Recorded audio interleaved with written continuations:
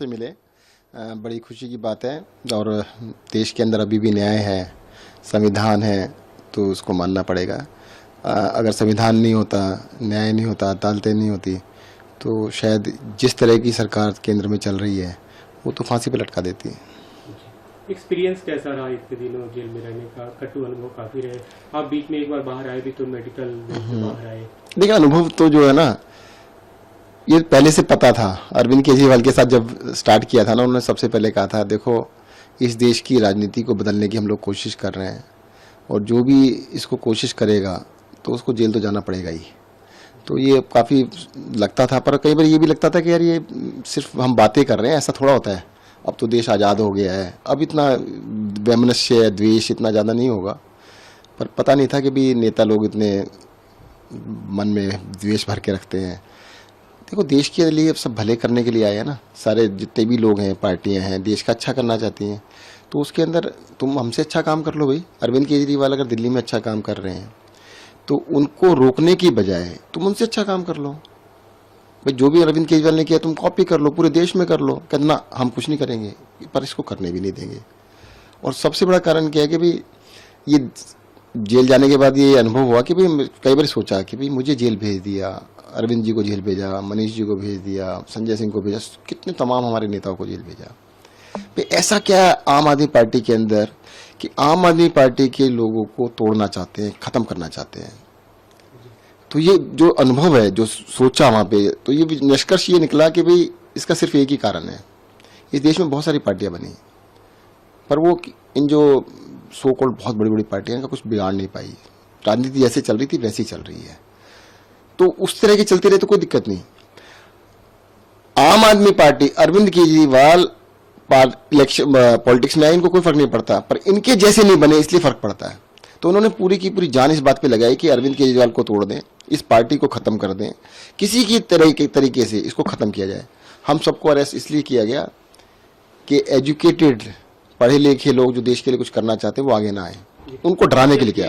जब आपकी गिरफ्तारी हुई उस समय ये आबकारी मामला उस समय तक नहीं था, तो एक तरह से आपका सेपरेट केस था ये, जो भी बातें कही जा रही थी उसमें, उसके बारे में अगर आप कुछ बताएं कि क्यों, मतलब क्या लूप।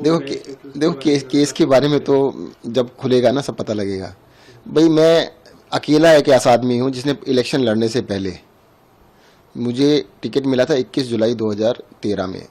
आम आदमी पार्टी ने 2013 में 21 जुलाई को टिकट दिया था, और 31 जुलाई 10 दिन के अंदर मैंने सारे अपने बिजनेस बंद कर दिए थे, सब कुछ छोड़ दिया था। मैंने कहा मैं दो चीज़ें नहीं कर सकता, पब्लिक सर्विस और अपना बिजनेस। इस देश के अंदर बहुत सारे एमएलए हैं, बहुत सारे एमपीज़ हैं, मंत्री हैं जो आज भी बिजनेस करते हैं। कोई पाबंदी नहीं है, मेरे ऊपर कोई पाबंदी नहीं थी। मैं कोई एमएलए मंत्री नहीं बन गया था कि मेरे को कोई कंपनी छोड़, सब कुछ छोड़ दिया था मैंने। मैं अपना आर्किटेक्ट था, प्रैक्टिस करता था, वो भी बंद कर दी थी। सब कुछ त्यागने के बाद एक्टिव पॉलिटिक्स में आए थे। लेकिन जो मनी लॉन्ड्रिंग के आरोप, मैं बता देता हूँ ना, वो जो लॉन्ड्रिंग के आरोप थे, ईडी को 7 साल हो गए ना इनमें इंक्वायरी करते हुए। 7 साल से अभी इंक्वायरी चल रही है, खत्म नहीं हुई है। 24 अगस्त 2017 को सीबीआई ने केस दर्ज किया, 7 दिन के अंदर ईडी ने दर्ज कर लिया 30 अगस्त को। 7 साल अब पूरे हो चुके हैं, 7 साल से ऊपर चले गए हैं, अभी तक इनकी इंक्वायरी नहीं कर पाए हैं। अगर तुमसे इंक्वायरी कंप्लीट नहीं हुई तो तुम करके आ रहे हो भाई। कहते नहीं यार अरेस्ट करना था, हमने अपना काम कर लिया। उनका असली मकसद था सत्येंद्र जैन को अरेस्ट करना, सत्येंद्र जैन को जेल के अंदर रखना, अरविंद केजरीवाल को अरेस्ट करना, उनको जेल में रखना, मनीष सिसोदिया को अरेस्ट करना, संजय सिंह को अरेस्ट करना। वो अपना काम किया उन्होंने। आप जब जेल में थे कई सवाल उठे स्वास्थ्य को लेकर कि मतलब जो जिस तरह की देखरेख होनी चाहिए, जो मेडिकल फैसिलिटी मिलनी चाहिए वो नहीं मिली, आपकी रीढ़ की हड्डी में चोट की ऑपरेशन जो वो। अब देखिएगा, वो तो अब मैं इन चीज़ों को बारे में ज़्यादा बात करना नहीं चाहता। जिस तरह का उन्होंने कोशिश की है ठीक है, अब उनका ऐसा ही माने, ऐसे ही लोग हैं तो क्या कर सकते हैं। उन्होंने तो वहाँ पर जैसे आप खाली चोट लगने की बात कर रहे हैं, इन्होंने सोलिटरी कन्फाइनमेंट में रखने की कोशिश की कि कोई मिल नहीं सकता, कोई बात नहीं कर सकता है। तो इस तरह का तो सोलिटरी कन्फाइनमेंट सबसे सीवियर पनिशमेंट कहलाती है। 15 दिन से ज़्यादा ना मर्डरर्स को नहीं रखते उसके अंदर, 15 दिन से ज़्यादा महीनों रखा गया सोलिटरी कन्फाइनमेंट के अंदर कि भाई किसी से बात नहीं कर सकते, बोल नहीं सकते। तो उन्हें तोड़ने के लिए हर तरह के हथकंडे अपनाए जो भी हो सकते थे। आप जब जेल में थे एक वीडियो भी सामने आया था तिहाड़ जेल से सीसीटीवी का, जिसे लेकर काफी सवाल खड़े। अच्छा चलो पहले से ही बताओ, तिहाड़ जेल के अंदर कैमरे सब जगह लगे हुए हैं, और CCTV फुटेज क्यों नहीं मिल रही आपको? वहाँ पे क्रिमिनल्स भी हैं बहुत सारे, उनकी फुटेज क्यों नहीं मिल रही? सत्येंद्र जैन की क्यों मिली? ये कहते हैं सत्येंद्र जैन के लिए ना, देखिएगा क्या शानदार खाना खा रहे हैं, खीरा, टमाटर, संतरा और केला, ये 4 चीज़ें थी। आपकी नॉलेज के लिए मैं बता दूं, जब मैं जेल गया था मैंने 1 साल तक अन्न नहीं खाया था, और वहाँ से खरीद के खाते थे। कैंटीन है वहाँ पर, कैंटीन के अंदर पैसे दे के खरीद सकते हैं। आपको कहूँ तो मैं बहुत सारे बिल दिखा सकता हूँ, सारे बिल हैं।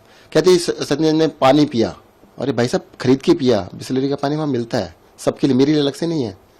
सत्येंद्र जैन के देखो टीवी लगा हुआ था, अरे भाई टीवी मेरे यहाँ नहीं लगा, सबके यहाँ टीवी लगा हुआ था। अगर मेरे यहाँ लगा तो कोई अलग से नहीं था, मेरे साथ तो ये अलग से ये था कि मुझे अकेले रखा गया था। मैंने बाद में लिख के दिया उनको, डॉक्टर ने मुझसे कहा भाई इनको अकेले ना रखे, साथ में रख लो। कहते नहीं अकेले रखेंगे, इसको तोड़ना चाहते हैं हम। तो मेरे साथ अत्याचार किया गया। जो जो वीडियो की आप बात कर रहे हैं वो एक अति जिसे कह सकते हैं। अरे मुझे सर्जरी हुई थी, मुझे डॉक्टर्स ने कहा था बेड रेस्ट नहीं, एक्सक्लूसिव बेड रेस्ट कि मेरे को कहा गया था। मुझे अस्पताल में रखना था कि वहाँ के स्टाफ ने बोला कि जी हम आपको ओपीडी में ना रख के, हम आपको चक्की कहते हैं, अपने रूम को कहते हैं, वहाँ रख लेते हैं और फैसिलिटी वहाँ पे दे देंगे। मैंने कहा मुझे जब झुकना मना है, मैं कुछ उठा नहीं सकता। कम से कम 1 महीने के लिए एक्सक्लूसिव बेड रेस्ट किया गया था कि 1 महीने तक आपने हिलना भी नहीं है। तो उस टाइम पर मेरे पैरों में इसमें बहुत ज़्यादा पेन था, तो उन्होंने अरेंज किया था। अच्छा आप कह रहे हो मसाज की बात कर रहे हैं, चलो कभी ये पूरे कपड़े पहन के मसाज होती है? आपने वो वीडियो दोबारा देख लेना, खोल के देखना। अरे भाई फिजियोथेरेपी कर रहा था वो बेचारा, कहते वो मसाज करा रहे थे। आप भी करा लो भैया से, मेरे को दिखा देना। और अगर हिम्मत है ना, उस तिहाड़ जेल की जो एक्चुअल में मसाज होती है उनकी फोटो निकाल के दिखाओ ना, उनकी तो नहीं दिखाते। अगर आप लोगों ने, एक आदमी बीमार है, उस बीमार आदमी का इलाज ना होने देने के लिए क्या उसको मारने की इच्छा थी क्या? मारना तो वैसे फांसी दे दो, उसके लिए तुम्हारे को कहते हैं क्या करने की जरूरत थी? तो मुझे लगता है ये इनके डर्टी पॉलिटिक्स है, गंदी पॉलिटिक्स में उतर गए। और मैं जानना चाहता हूं उनसे, चलो अगर बीजेपी वाले कहते हैं कि ये है वो है, वो आज क्यों नहीं चला रहे थे? गुजरात इलेक्शन थे तो वो चलाना चालू कर दिया। सत्येंद्र जैन ये खा रहा, ये नहीं बताया इन्होंने कभी टीवी पे कि सत्येंद्र जैन ने 1 साल तक खाना नहीं खाया। मेरा 40 किलो वजन कम हो गया था, एंड आई बस डॉक्टर को तो जब मैं बाहर आया था तो उनको तो ये लग रहा था पता नहीं इसको मर ना जाए। वो तो उन्होंने कभी नहीं दिखाया, वो तो कभी नहीं बताया कि हाँ जी सत्येंद्र जैन मर सकता था।